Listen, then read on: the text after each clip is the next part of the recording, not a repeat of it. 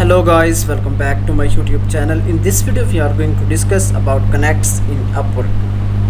Here you can see this is my Upwork profile, and after that on the right side, so here you can see these are the menu. So now we can click here on the connects. Here you can see I have 85 remaining connects. So now how you can get these connects? Just you can click here by connects, and after that you can directly get connects by adding your card. And here you can check the price for the connects.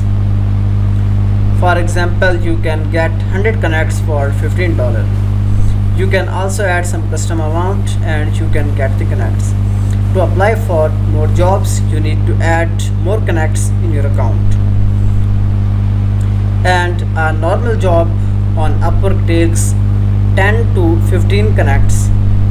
So you can manage your budget and you can start applying for the jobs in Upwork. Thank you.